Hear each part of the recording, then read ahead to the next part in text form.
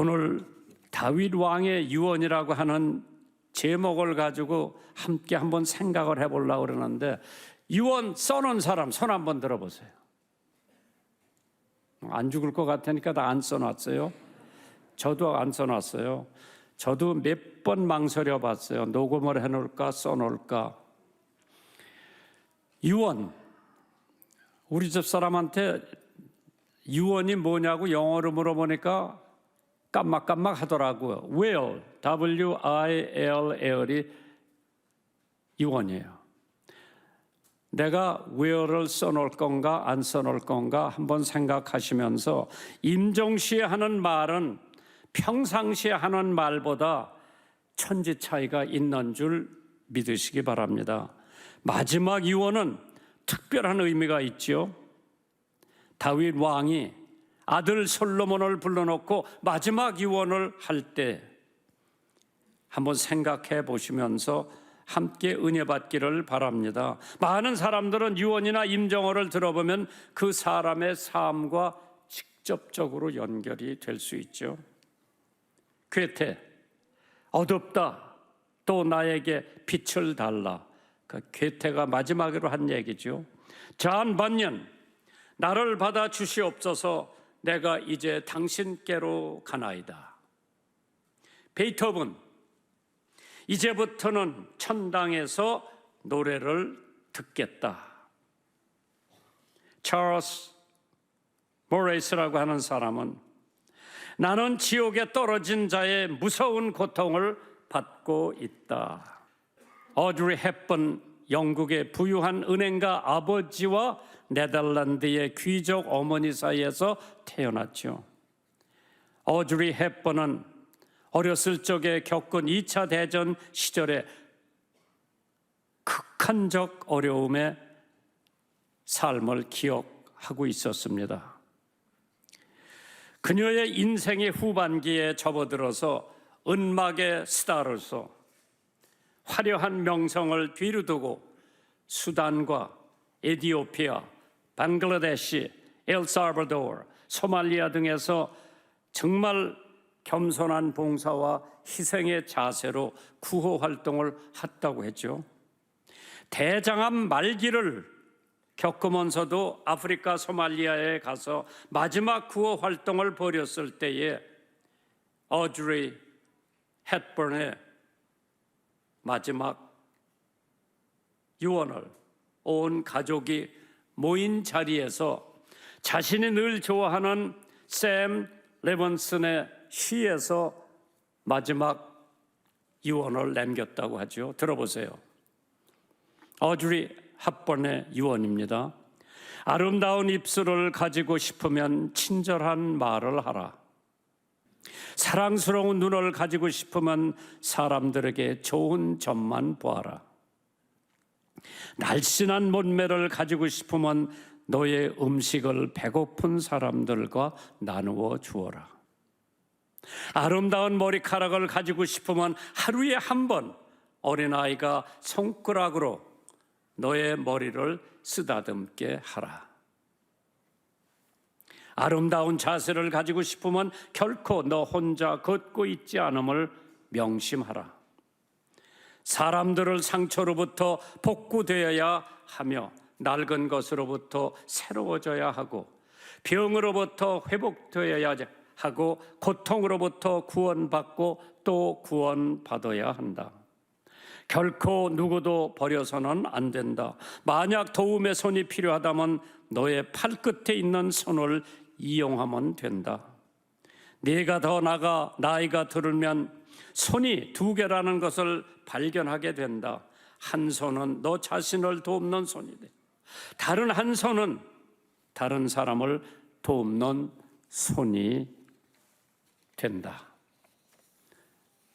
어드리 헵번의 마지막 유언이었죠.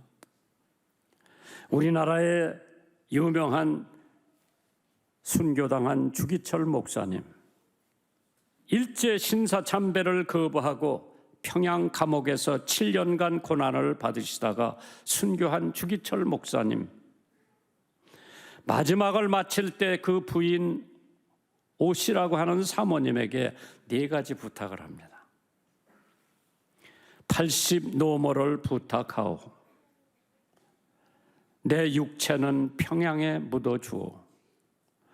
아버지 앞에 가서도 한국 교회를 위해서 기도하겠소. 숭늉 한 그릇 마시고 싶소.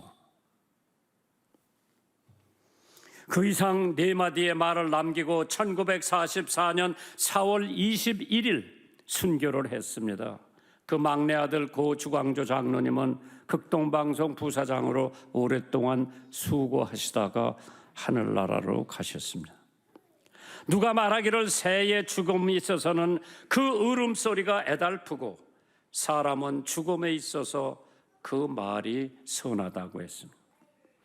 오늘 본문에 있는 말씀을 보시면 만고 영웅 다윗의 유언이야말로 우리들이 듣고 깨달아야 할 바가 많다고 생각을 해봤습니다. 아들 솔로몬을 병상에 불러놓고 마음속 깊이 간직하고 있었던 말입니다. 누구에게도 한 적이 없었던 깊은 말입니다. 어쩌면 예수님께서 제자들에게 마지막으로 유언 남겨놓으신 말씀과 흡사하지 않은가? 예수님이 십자가에 돌아가시면서 7번 말씀을 남겨놓으셨습니다. 그걸 십자가상의 칠언이라고 그러죠. 사람이 죽을 때에 하는 말이 중요합니다. 그러한 의미에서 주님의 십자가상의 칠언은 우리들에게 매우 중요한 말입니다. 누가복음 23장 34절에 예수께서 가라사대 아버지여 저 해를 사하여 주옵소서 용서해달라고 하는 예수님의 마지막 유언. 2번째로 내가 진실로 내게 이르노니 오늘 네가 나와 함께 낙원에 있으리라. 죽어가는 강도 told that man, 동고 너는 나와 함께 낙원에 있으리라. 3번째로 여자여 보소서 아들이니이다. 보라 내 어미니다. 책임. 마지막 십자가에서 돌아가시는 순간에도 본인의 책임을 기억하고 자기 어머니를 제자들에게 맡기는 책임. 마태복음 27장 46절에 엘리 엘리 라마 사막다니 나의 하나님 나의 하나님 어찌하여 나를 버리셨나이까. 고통을 호소하는 마지막의 유언이죠. 목마르다, 갈증, 다 이루었다, 만족. 마지막으로 아버지여 내 영혼을 아버지 손에 부탁하나이다. 하나님의 독생자 예수 그리스도께서 마지막으로 십자가에 돌아가시면서 자기 모든 것을 하나님 아버지께 의지하는 말씀입니다. 주님이 세상에 오셔서 목적과 그 성취를 잘 말씀하신 십자가의 칠언. 나는 종교 개혁자 마틴 루터는 우리의 하나님은 구원을 주시는 하나님이시요 그로 말미암아 우리가 피할 수 있는 주님이시라고 그랬죠. 존 낙스 이제야 때가 왔구나. 찰스 웨슬리 당신의 얼굴에 만족하게 되리다. 만족하게. 요한 웨슬리 무엇보다도 가장 좋은 것은 하나님이 우리와 함께 하십니다. 물이 지구가 점점 멀어지는 것이 보이는구나. 하늘 문이 열리고 하나님이 나를 부르신다. 이화대학 김한란 총장님은 내가 죽거든 장성곡을 연주하지 말고 팡파레를 울리라고 말했습니다. 모두 아름다운 믿음의 삶을 말하는 마지막 말씀이었습니다.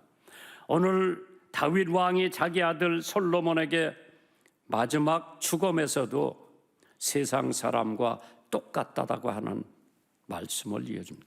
왕도 다른 사람하고 다를 바가 없이 죽을 때는 다 same. 왕상 2장 2절입니다. 오늘 본문에 있는 말씀이지요. 내가 이제 세상 모든 사람의 가는 길로 가게 되었노니 너는 힘써 대장부가 되라. 유언의 내용을 찾아볼 것 같으면 네 가지가 있는 것 같아요. 죽는 것은 다 똑같다고 그랬죠. 대장부가 되라고 했습니다. 율법과 계명을 지키라고 하셨죠. 복수도 하고 보응도 하라고 마지막 아들한테 유언을 합니다.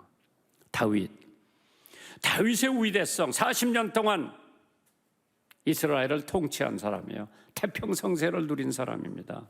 그러나 그것보다도 우리 다윗이 우리가 기억할 것은 위대한 사람인데 그 위대성 어디서 찾아보느냐?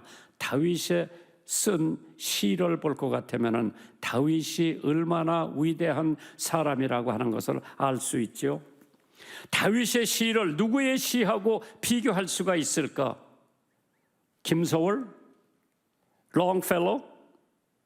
저는 어려서 학교 다닐 때 김소월 시 진달래꽃 참 얼마나 아름다운 시인지.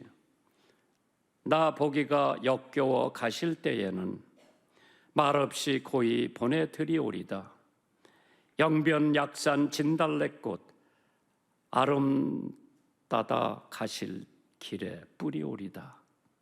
가시는 걸음걸음 놓인 그 꽃을 사뿐히 들여 밟고 가시옵소서. 나보기가 역겨워 가실 때에는 죽어도 아니 눈물 흘리오리다.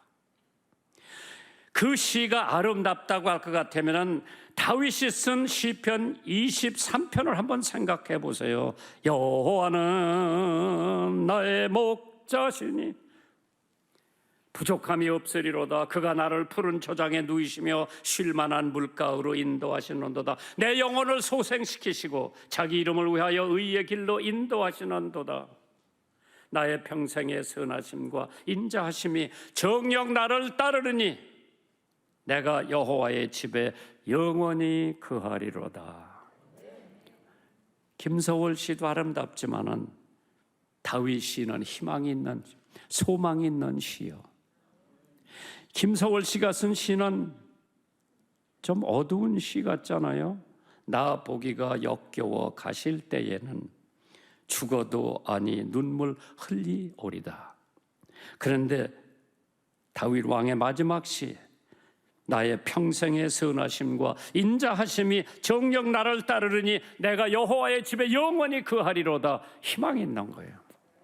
여기서 암에 걸려서 고생하고 식욕이 없어서 밥도 못 먹고 맨날 주사기를 꽂고 있을 때에 다윗이 주는 희망이에요.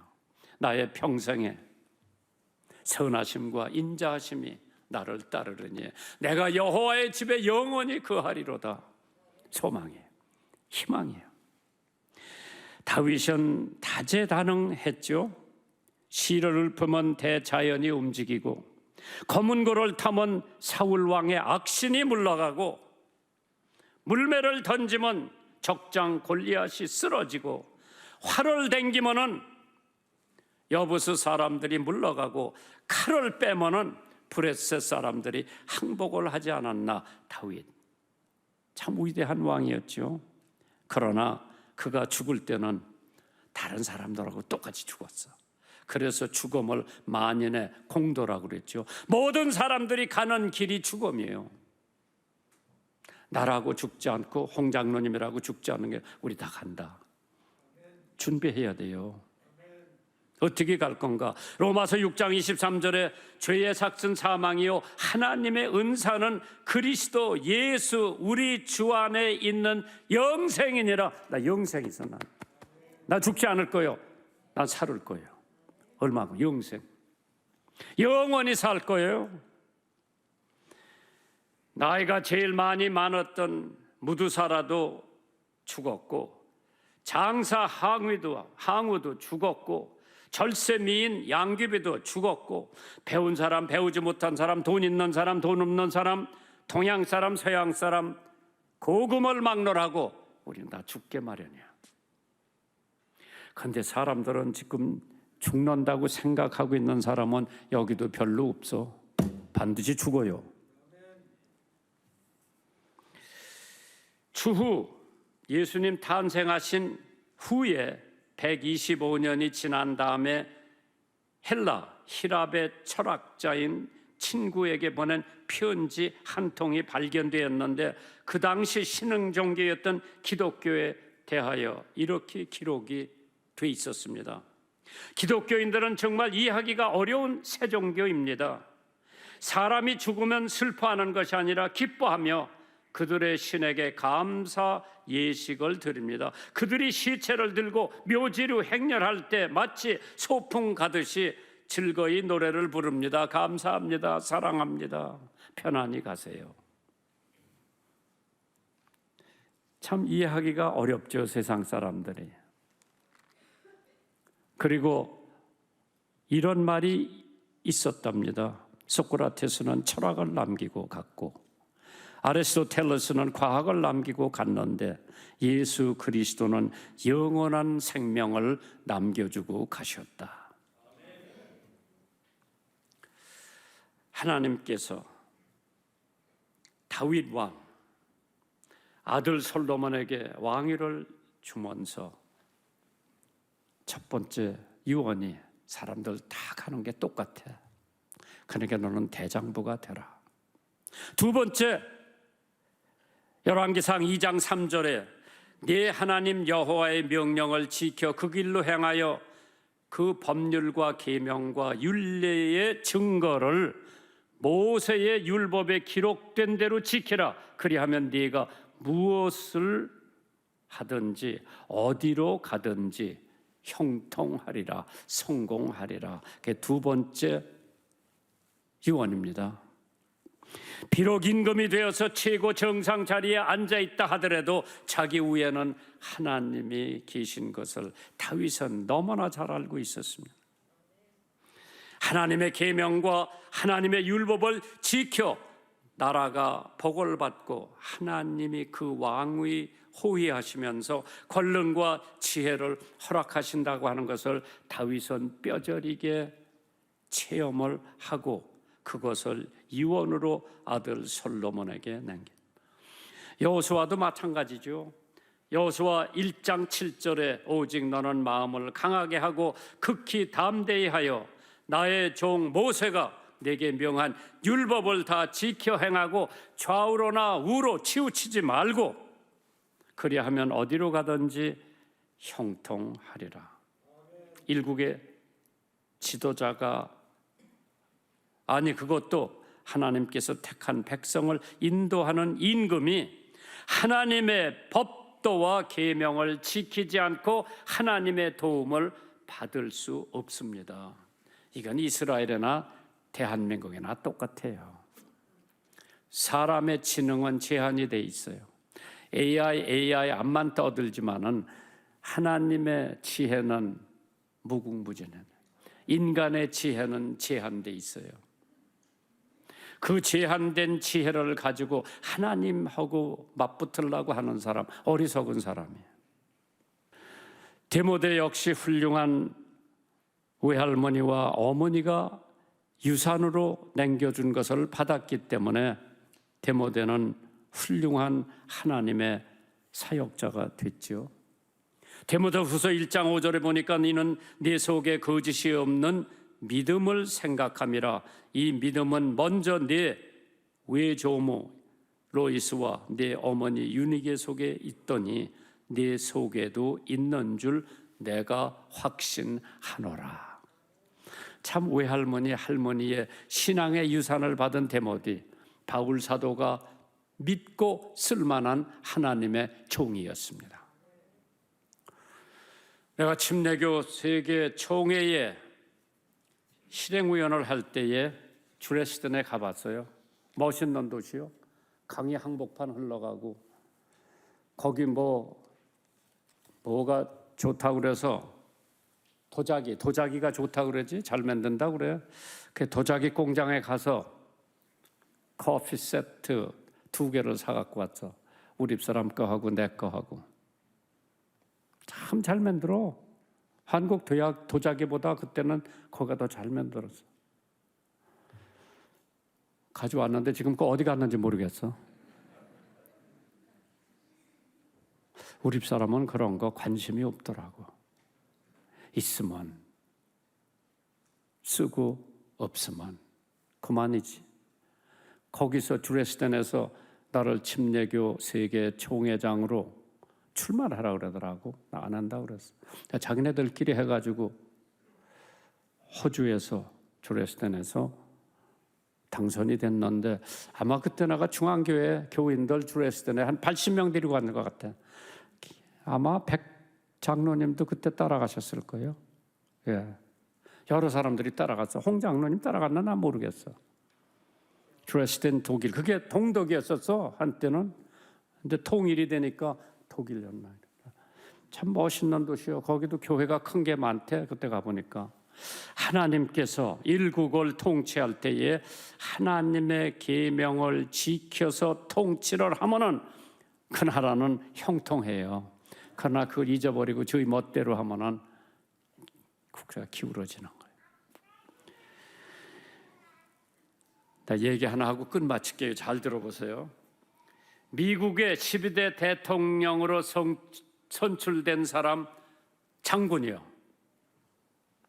그 사람 이름이 제크리 테일러 장군이에요. 헌법에 의해서 1849년 3월 4일, 지금은 1월 20일 날인데 그때는 3월 4일 대통령 취임을 해야 돼요. 미국 헌법이 정확해요. 그런데 그날이 주일날이에요. 테일러 장군은 믿음이 너무나 돈독한 사람이라 나 주일날은 대통령 취임을 안 한다. 큰일 났죠? 왜? 그 전에 11대 대통령이 제임스 폭이라고 하는 사람이요. 그런데 전임 대통령이 하루를 더 연장할 수 없어요. 법적으로. 새로 된 대통령이 취임을 해야 되는데 주일을 성수하기 때문에 나는 주일날 취임식을 안 한다. 미국 국민들이 뭐라고 그런 거 아니야? 아유, 뭐 국경일이 국사인데 하루 하면 어떠냐. 근데 테일러 장군 안 한다 그랬어. 대통령 안 하면 안 했지 내가 주일날 절대로 취임식을 안 한다. 할 수 없이 미국 상원에서 하루 24시간 대통령을 뽑았어. 상원 의장을 뽑았어. 그 사람 이름이 데이빗 애치슨이에요. 참 그 사람도 멋있는 사람이요.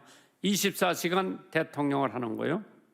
그런데 그 애치슨이라고 하는 사람이 자기 묵는 숙소의 책임자더러 나는 지금부터, 그러니까 그게 내가 보기에는 토요일 날 밤 12시서부터 그 다음날 12시까지지 24시간 나를 깨우지 말아라. 나는 그냥 잠자리에 들어간다. 24시간 미국 대통령 24시간 된 사람은 24시간 그냥 잠만 잤어.